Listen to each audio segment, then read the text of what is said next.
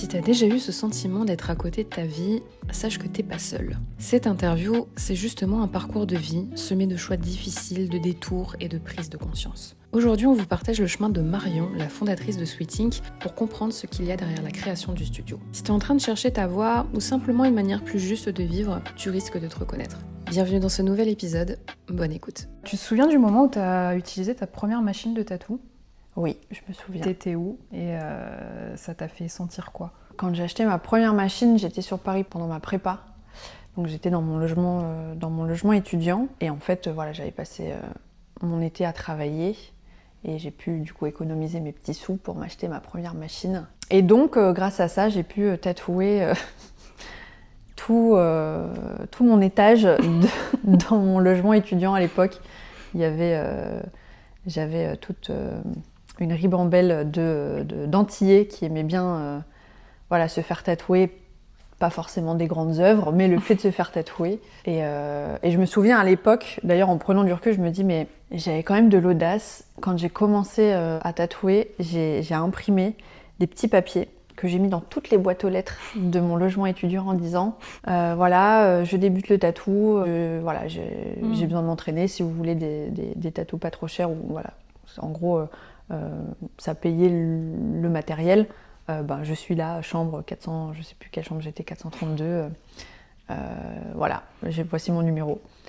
Et donc ouais, j'avais mis des petits papiers, effectivement, tous les Antillais m'ont contacté à ce moment-là, et c'est là où vraiment j'ai pu commencer à m'entraîner après m'être tatouée moi-même, tatouer d'autres humains. Mais ouais, c'est un peu osé quand même. C'est totalement illégal quoi finalement. Ouais, c'est pas légal, c'était en 2011, et puis là j'avais pas du tout cette conscience. En fait j'ai fait...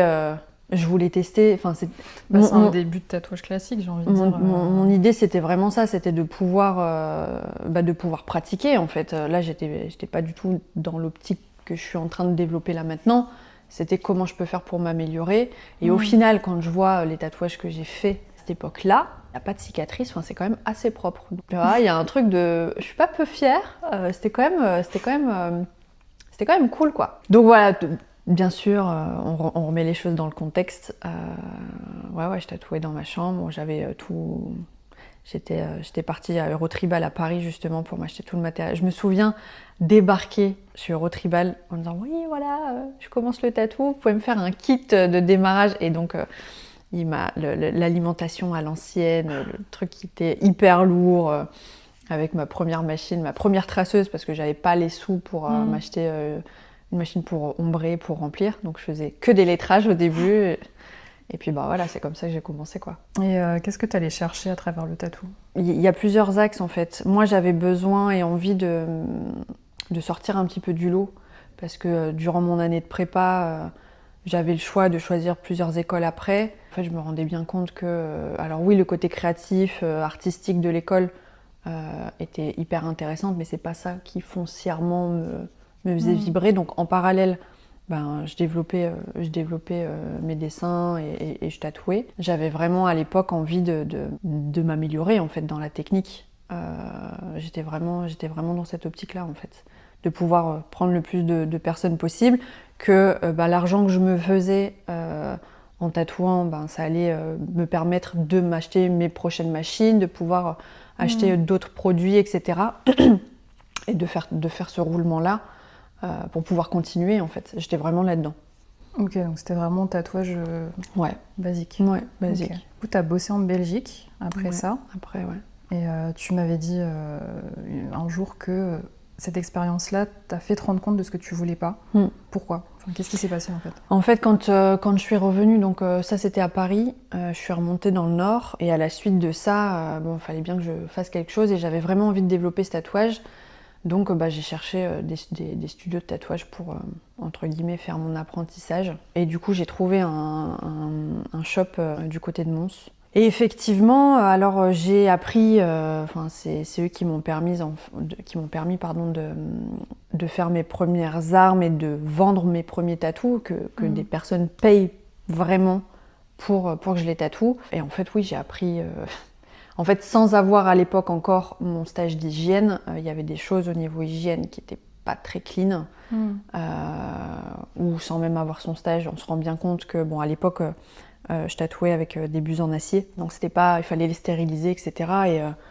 Et bon, bah, quand tu rentres l'aiguille dans la buse et que tu es prête à tatouer et que tu te rends compte qu'il y a encore des résidus qui n'ont pas été correctement nettoyés, tu te dis bon, pas fou. Voilà, au niveau de l'hygiène, c'était pas terrible. Et puis bah, pareil, dans la gestion clientèle, quelques temps après, j'avais pas le temps en fait de dessiner pour les clients et d'adapter mes projets.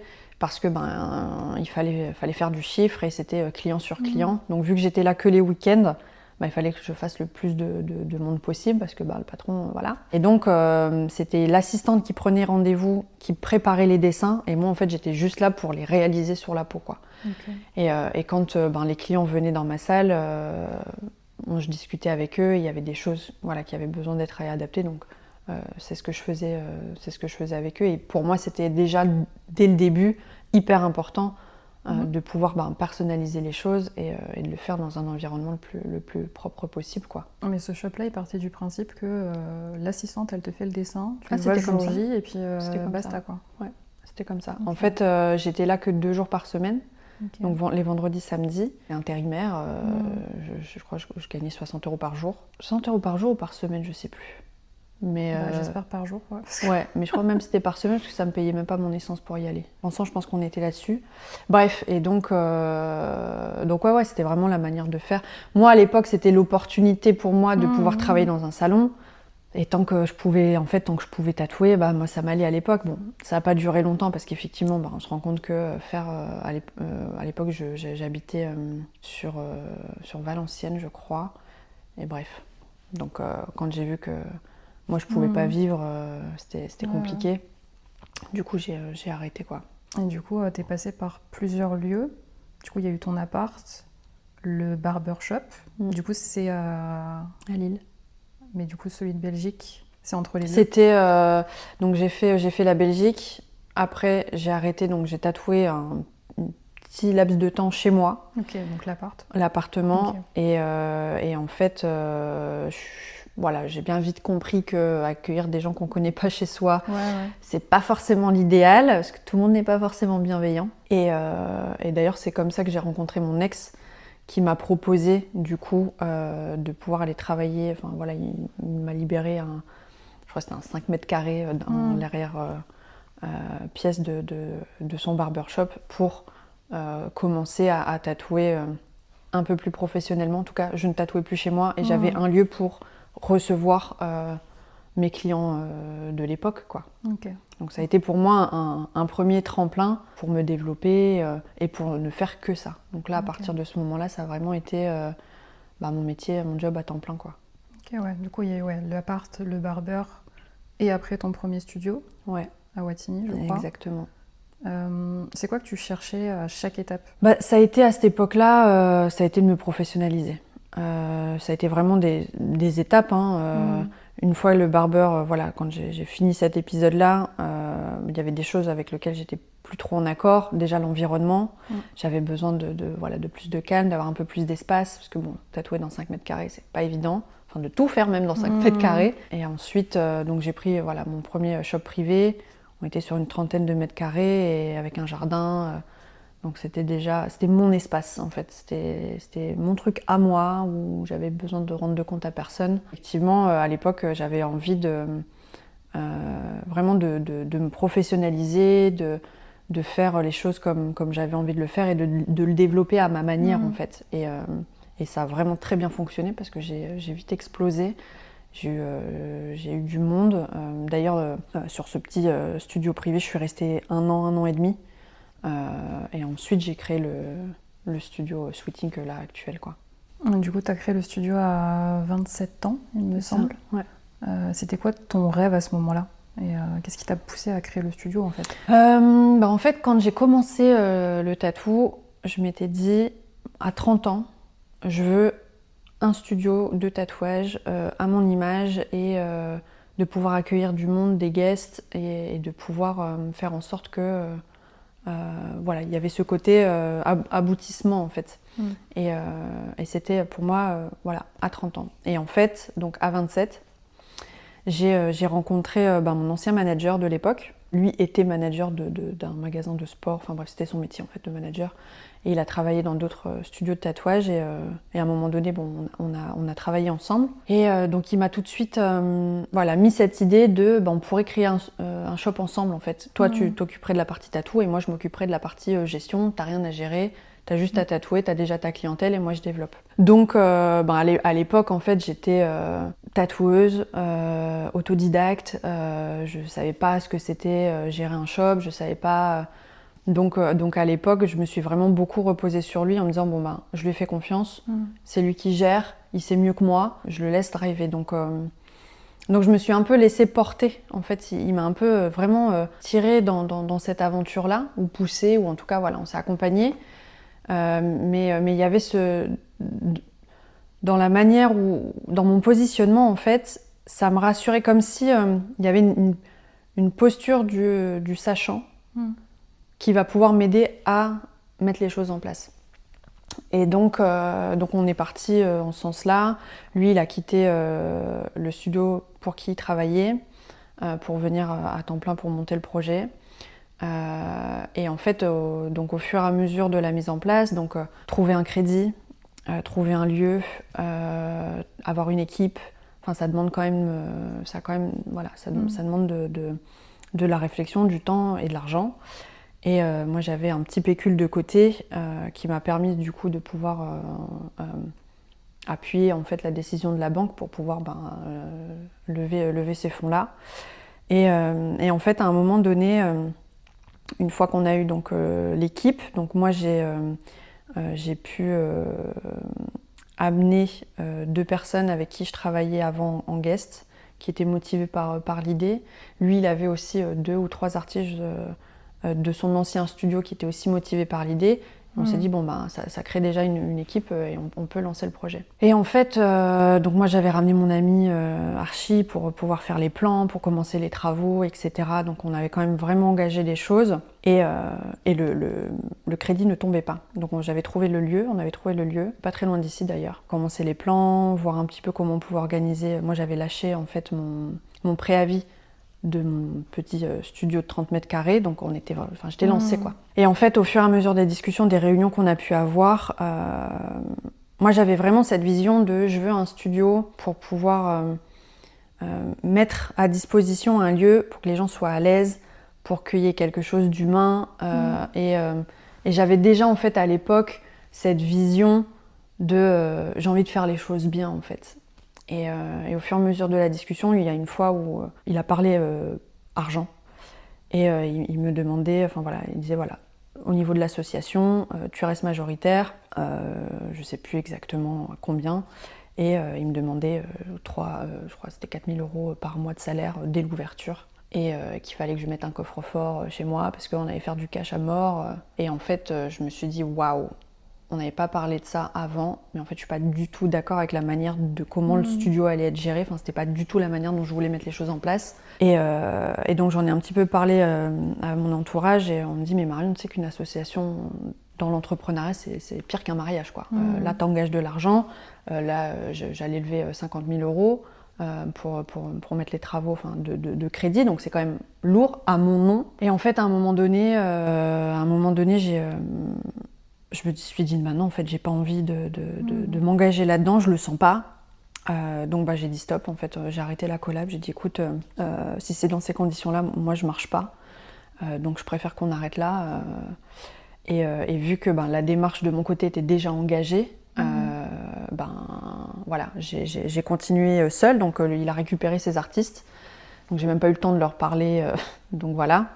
Il leur a dit ce qu'il a bien voulu leur dire, et c'est ok. Et donc du coup, j'ai continué l'aventure solo avec les 2 artistes initiales que j'avais ramenés. Et donc suite à ça, j'ai décidé de mettre un terme à la collab. Du lendemain, j'ai eu l'acceptation du prêt, alors que ça faisait 3 semaines que c'était long. Du lendemain, il y a eu la validation du prêt, donc je me suis dit bon ok, Il y a des choses qui sont déjà lancées. J'attendais d'avoir le bail à signer du local pour pouvoir entamer les travaux. Et à la lecture du bail, en fait, je me rends compte que le propriétaire faisait un bail d'1 an renouvelable. Et moi, j'allais investir quand même beaucoup d'argent dans les travaux. Et je me souviens avoir fait lire le bail à ma mère. Elle m'a dit « mais tu signes pas ça, quoi. Parce que là, c'est juste pas... Voilà, c'est vraiment pas OK. » Donc me voilà avec un crédit enclenché, 2 artistes, plus de manager, pas de studio, parce que du coup je ne pars pas, enfin je signe pas le bail, un préavis qui est lancé. Et en fait, à ce moment-là, j'étais censée partir au Népal. J'avais prévu de partir en convention et pendant le temps de convention, de commencer les travaux. Et en fait, vu que j'ai pas signé le bail, on n'a pas de local, donc tout est mis en stand-by. Je décide quand même de partir au Népal à ce moment-là. Alors c'était pas du tout le bon moment. Toutes les circonstances n'étaient absolument pas réunies pour que je puisse moi partir tranquillement au Népal, quoi. Mais je suis quand même partie. Ok. Et t'es partie toute seule? Je suis partie toute seule, ouais. Okay. Je suis partie toute seule. Donc en fait, j'étais censée partir avec 5 ou 6 artistes pour cette convention là-bas. Et une demi-heure avant de prendre la voiture pour partir à l'aéroport, ils me disent on a des galères de passeport. Au final, notre passeport sont plus valables dans moins de 6 mois. Ils nous laissent pas partir. Tu pars solo. Enfin, si tu veux partir, tu seras toute seule, quoi. Donc moi, je suis dans cette situation du studio. J'apprends que l'équipe avec laquelle je suis censée partir ne peut pas partir. Qu'est-ce que je fais? Donc moi, tout était prêt de mon côté. Mon chat était gardé, ma valise, elle était prête, j'étais prête à partir. Et je me suis dit, tout est organisé, que je parte ou que je parte pas, de toute façon, il n'y a rien qui va changer. Je ne vais pas trouver en 2 jours un local. De toute façon, là, les travaux sont mis en stand-by. Et donc, je décide de partir. Donc ouais, je pars seule, sans parler anglais, en connaissant personne. Et je me souviens à l'époque, je savais même pas où se trouvait le Népal sur la map monde, quoi. Donc je regardais. Vraiment, j'étais vraiment dans cette dynamique de je suis les gens. À l'époque, j'ai suivi mon manager, j'ai suivi le groupe d'artistes qui, entre guillemets, m'amenait au Népal. Et là, je me trouve vraiment seule, quoi. Okay. Prends tes décisions et débrouille-toi, quoi.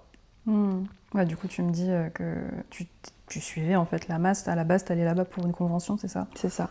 Ouais. Mais qu'est-ce que tu as trouvé d'autre là-bas au final? Parce qu'il me semble que ce voyage-là, ça a été le voyage de ta vie. Ouais. Donc qu'est-ce qui s'est passé en fait? En fait, en ayant ces conditions de total lâcher prise, vu que là, tous mes plans étaient complètement tombés à l'eau, je ne peux pas compter sur mon équipe, en tout cas l'équipe de tatoueurs avec lequel je partais.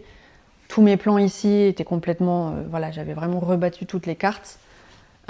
Et donc j'arrive dans un pays que je connais pas, je parle pas la langue, je parle pas népalais, en fait je parlais pas anglais, je comprenais vaguement, vraiment en parlant doucement, et j'arrive dans un pays complètement différent de ce que je peux connaître en France, une extrême pauvreté, une très haute spiritualité là-bas, et puis j'arrive dans une convention où il y a les plus grands tatoueurs mondiaux.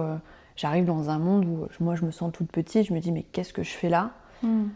Sachant que de base je parle beaucoup, là vu que je ne pouvais pas parler anglais, il n'y avait pas de français en fait, donc j'ai beaucoup écouté, ça m'a permis de vraiment me taire et juste d'être présente en fait. Donc la première chose, ça a été le saut dans le vide de j'arrive, j'ai envoyé un message à l'organisateur en disant je suis toute seule, donne-moi un numéro au cas où il se passe quelque chose, comment ça se passe, guide-moi, parce que là... je suis vraiment sans filet, je sais pas quoi. Donc il y avait vraiment ce côté un peu inconscience, insouciance. J'y vais. Et au final, donc, je me souviens même à l'aéroport, utiliser Google Trad pour lui envoyer des messages quoi, en anglais. Bref, en essayant de capter la Wi-Fi de l'aéroport. Bref, et donc ouais, j'arrive là-bas, je prends le premier taxi, donc bien évidemment, je paye 4 fois le prix parce que je ne savais pas. Et le taximan me balade jusqu'à l'hôtel en m'expliquant machin des temples avec son accent. Donc on parle anglais avec un accent népalais. Mais moi j'étais là, ok, j'étais au bout du monde en fait, l'aventure commence. Et puis effectivement, au fur et à mesure des jours, ça a été... chaque jour a été une découverte de moi et d'un monde. Voilà, c'est comme si j'avais ouvert une porte et là, ok, tout ce que je sais, tout ce que je connais, tout ce dont j'ai l'habitude, c'est derrière moi. Là, je m'ouvre à quelque chose de complètement nouveau en fait, où j'ai aucun repère, j'ai personne sur qui avoir une référence. Et donc forcément, quand tu es dans cette ambiance-là, dans cet environnement-là, tu t'ouvres forcément. Vu que t'es quand même vulnérable, en fait, t'es là, tu sais pas trop. Donc ouais, je me suis ouverte à l'autre. C'était pas forcément à l'époque mon caractère. Et là, j'ai commencé, j'ai fait une rencontre incroyable. Un artiste qui a compris, en fait, lors du road trip, parce que les organisateurs de la convention louent un bus, fait monter les artistes pour aller visiter un peu les temples et les villes environnantes. Et donc, quand l'organisateur m'a dit, il y a ça, tel jour, est-ce que tu veux participer ? Bah oui, j'ai rien à faire, je suis toute seule, donc voilà. Et pendant ce voyage en bus, donc tout le monde était là en train de se dire « Ah, mais tu viens d'où ? Comment tu vas ? Comment t'as connu ? Machin, nanana. » Et c'est là où on a commencé à me parler. Moi, j'étais là genre « Mais je ne parle pas, je ne sais pas comment... » Et j'étais ultra frustrée parce que moi, de base, j'ai quand même la communication assez facile. Et là, j'étais bloquée, quoi. J'étais vraiment bloquée. Et donc, un artiste indien a compris ma situation, savait que j'étais seule, que je parlais pas anglais, donc il m'a un petit peu pris sous son aile et il m'a dit écoute, puis lui c'est la personne à connaître, c'est la personne qui connaît tout le monde et c'est lui qui organise tout. Donc c'était vraiment la personne à connaître à ce moment-là. Et il m'a embarqué du soir, il m'a dit donc on a fait le tour ensemble, il me traduisait les choses. Et le soir, il me dit voilà, on se fait tous un resto, si tu veux venir, t'es la bienvenue, c'est à telle adresse. Et c'est comme ça que ça a un petit peu commencé. Donc ouais, j'ai appris à me taire, j'étais vraiment dans l'instant présent. Et j'étais vraiment une éponge, quoi. Que ce soit les odeurs, que ce soit les pratiques la population, la culture. Alors c'était 15 jours, mais pour moi ça m'a paru 3 mois, tellement c'était intense. C'était pas prévu, mais à la suite de la convention, on est parti... 2-3 jours sur Pokhara, donc on a pris un vol en interne pour aller voir les montagnes, parce que j'étais sur Katmandou, donc c'est très très ville dans la convention. Et on est parti dans les montagnes, et c'était vraiment, rien n'était prévu. J'étais vraiment en roue libre. Donc quand même, il faut se dire, après, en prenant du recul, tu pars quand même 4 jours avec un mec que tu connais pas, quoi. Tu vois ? Mais il y avait vraiment ce truc de... tu sens les choses ou pas, et vu que quand tu es dans un environnement comme ça, où c'est pas ton environnement naturel, donc tu es quand même vachement plus alerte aussi à comment tu sens les choses, enfin t'es que dans ton ressenti. Et ça, avant cette expérience-là, je l'avais très peu souvent vécu et mis en place, parce que quand t'es dans ton confort, quoi. Ouais, ça a vraiment été les 15 jours qui m'ont ouvert la suite, on va dire, un nouvel épisode de vie qui fait que grâce à ce voyage-là, ça m'a beaucoup impactée et permis d'être qui je suis là maintenant, quoi. Et tu t'as pas mal isolée pendant ces 15 jours-là ? Enfin, t'as pas trop eu de contact avec ta famille ou avec le monde resté en France, entre guillemets, il me semble ? J'ai pas forcément... Alors si, je m'étais un petit peu sur les réseaux, pas tant que ça, mais c'est plus après, en fait. Une fois que je suis rentrée, en fait, ce voyage-là m'a vraiment beaucoup chamboulée. Quand je suis rentrée en France, en fait, tu comprends que avoir de l'eau chaude, tu as facilement de pouvoir te doucher, de pouvoir être au calme, de retrouver ton confort et te dire qu'au bout du monde, c'est vraiment complètement différent. J'ai eu une phase de, il fallait que je me pose. Ensuite, il y a eu l'histoire du studio aussi. Quand je suis rentrée, il a fallu retrouver un local, donc que j'ai trouvé ici. Et en fait, cette phase où je me suis un peu isolée, ça a été la période, les 3-4 années après. Il y a vraiment eu cette phase où ça a tellement bougé en moi, ça a tellement remué des choses qu'à un moment donné, tu as besoin de faire le vide autour pour pouvoir te recentrer. Et donc oui, effectivement, j'ai dû, entre guillemets, un peu faire le tri, parce qu'il y avait des choses qui étaient plus alignées pour moi, des comportements, des habitudes que j'entretenais et que je vivais, était plus ok. Et ouais, j'ai pris la décision de couper certaines relations et pareil, de couper avec ma famille pendant un temps parce que j'étais plus en capacité d'entretenir la relation comme elle était avant et que j'avais besoin, moi, d'apprendre à me connaître, en fait, d'aller un peu révéler des choses que je ne connaissais pas de moi avant ça. Donc ça a été toute une période, effectivement, de transition et c'est vrai qu'on me pose la question. Quand on commence ce parcours d'éveil, de reconnexion à soi, on est obligé, à un moment donné, de faire une pause sur le passé, ce qu'on entretenait avant, pour se concentrer sur « ok, là, qu'est-ce que je fais ? Qui je suis ? Qu'est-ce que je dois mettre en place ? Qu'est-ce que je dois nourrir, apprendre ?» Et donc, ouais, parfois, faire une coupure pour pouvoir se retrouver. En tout cas, pour moi, ça a été un passage obligatoire, quoi. Et aujourd'hui, du coup, t'es plus juste tatoueuse. T'accompagnes, tu transmets à des entrepreneurs, des tatoueurs, etc. À quel moment c'est devenu une évidence que c'était ça qu'il fallait que tu fasses ? Ça n'a pas été une évidence, en fait. Ça a vraiment été un cheminement. Ça a été un chemin et écouter mes besoins au fur et à mesure du temps. Je ne pensais pas aller vivre cette expérience au Népal. Je ne pensais pas développer le studio comme je le développe aujourd'hui. Et jamais j'aurais imaginé accompagner comme j'accompagne maintenant, développer le côté énergétique, etc. C'est venu sur le chemin, en fait. Donc ça se fait étape par étape. C'est accepter aussi de se dire qu'on change, qu'on a d'autres besoins, qu'on a envie d'autre chose, qu'on a envie peut-être de rencontrer d'autres personnes, d'autres types de personnalités. Et donc ouais, c'est vraiment un chemin et je le visualise un peu comme si la vie c'était gravir une montagne, quoi. Et de se dire ok, bon, l'objectif c'est d'aller en haut de la montagne. Donc on peut se dire ok, j'ai mon chemin tout tracé et je reste la tête fixée sur mes pieds et j'avance. Peu importe ce qui m'est proposé, je suis ma voie, en fait, je suis mon chemin. Et en fait, on se rend bien compte qu'à un moment donné, sur le chemin, il y a eu une déviation parce qu'il y a eu un éboulement de pierre. Donc à un moment donné, il faut que tu changes de route. Qu'à un moment donné, tu as un caillou dans ta chaussure. Donc si tu n'enlèves pas ce caillou, ça fait mal aux pieds. Donc c'est pas la route qui est difficile, c'est juste que le caillou qui te gêne dans la chaussure te fait vivre une expérience désagréable, alors que si tu prends le temps de te poser 5 minutes, d'enlever la chaussure et te rendre compte qu'en fait c'est juste le caillou, ça te permet de vivre les choses autrement. Et donc en fait la vie c'est ça, enfin, pour moi c'est vraiment ça, c'est un chemin.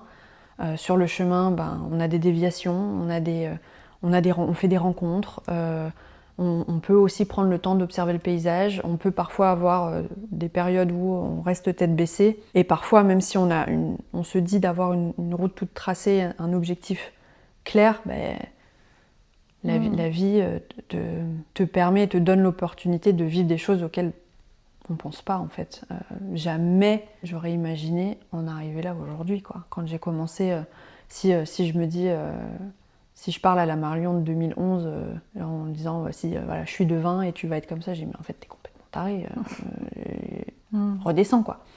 Donc ouais, c'est passionnant de se dire, en fait, quand tu commences à accepter, il y a une multitude de possibilités et que tous ces chemins sont bons, en fait. Ça te permet juste de vivre des expériences. Dans tous les cas, t'avances. Tu prends plus ou moins de temps.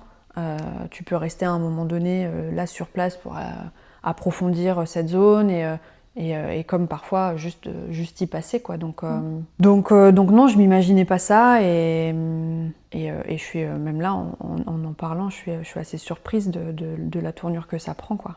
Aujourd'hui, tu vis une vie qui te ressemble vraiment. Pour ceux qui écoutent là et qui passent à côté de la leur, qu'est-ce que tu leur dirais ? Je leur dirais que la vie est courte, en fait. La vie est vraiment courte et que c'est un peu bateau ce que je sors, mais que de passer sa vie à vouloir répondre aux besoins des autres, à essayer de remplir les cases qui correspondent aux autres.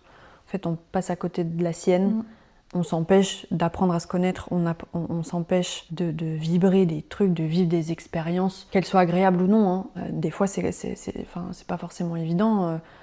Dans ce que je raconte là, il y a eu des grosses périodes de doute et se lâcher dans le vide, ça demande quand même un certain courage. Mais derrière le résultat, la sensation, la fierté de dire waouh, je l'ai fait en fait. Et ouais, je suis capable de le faire aussi. Parce qu'en suivant toutes ces personnes que j'ai suivies, ou que j'aurais potentiellement pu suivre, c'est confortable, c'est sûr, mais en fait, t'apprends quoi derrière? Tu vois?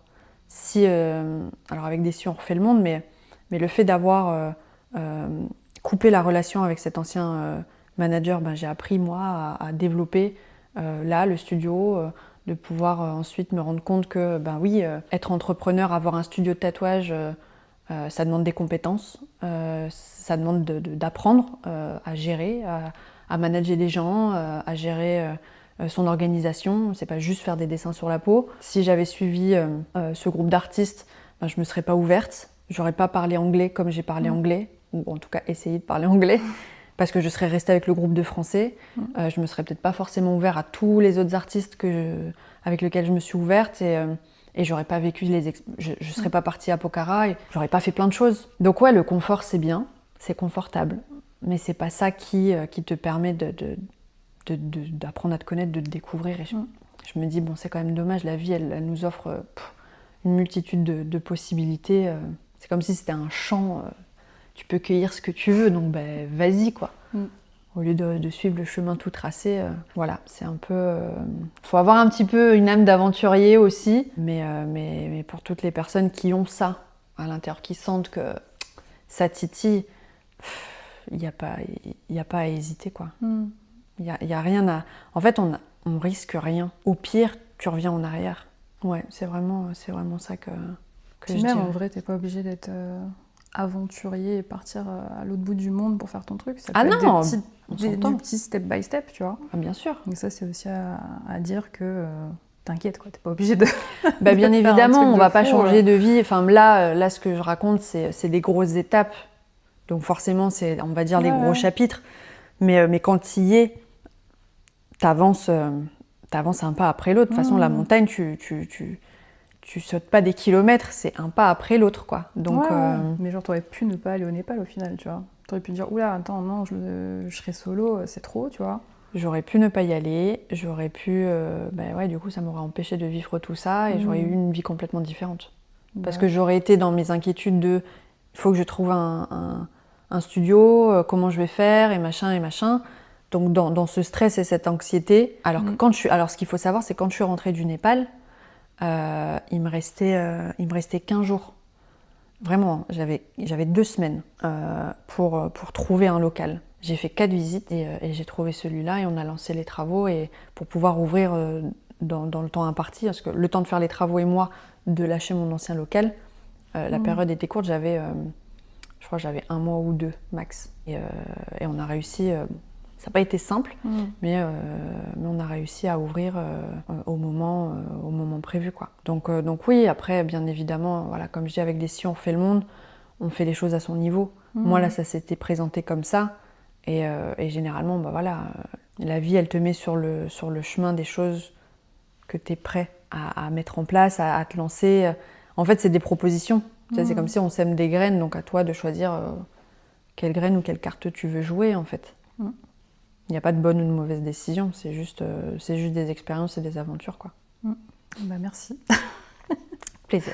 Merci beaucoup. Encore un grand merci à Marion d'avoir partagé tout ça avec autant de sincérité. Et je pense que c'est exactement ce dont on avait besoin aujourd'hui, des vrais récits et des vraies reconstructions. Et si t'as regardé cette vidéo et que toi aussi tu sens que tu passes un peu à côté de ta vie, tu trouveras en description quelques liens qui pourraient t'intéresser. Je te laisse y jeter un œil. Merci d'avoir passé ce moment avec nous et à la semaine prochaine.